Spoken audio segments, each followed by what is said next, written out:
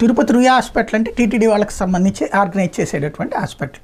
ఇక్కడ ఒక పెద్ద సమస్య ఏమొచ్చిందంటే, సాధారణంగా ఆసుపత్రుల్లో ఎవరు డ్యూటీలో ఉన్నారు, ఎవరు లేరు, ఇదంతా కూడా ఆ ఇన్ఛార్జి వీళ్ళకి తెలుస్తుంది.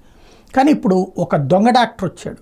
వాడు నేరుగా అక్కడికి వెళ్ళి అశోక్ అనేటువంటి ఒక పేషెంట్ తండ్రి దగ్గరికి వెళ్ళాడు. వాళ్ళ అమ్మాయి అక్కడ ట్రీట్మెంట్ తీసుకుంటుంది. మీ అమ్మాయిని స్కానింగ్ చేయాలా, ఆధార్ కార్డును ఏది మిగతా డీటెయిల్స్ ఇవ్వమన్నారు. ఆధార్ కార్డు ఫోన్లో ఉందయ్యా అన్నారట. ఆ ఫోన్ ఇటు ఇవ్వని చెప్పేసి ఫోన్ తీసుకుని ఆధార్ కార్డు అది చూస్తున్నట్టు చేసి అందులోంచి 40,000 రూపాయలు తన అకౌంట్కి ట్రాన్స్ఫర్ చేసేసుకున్నాడు.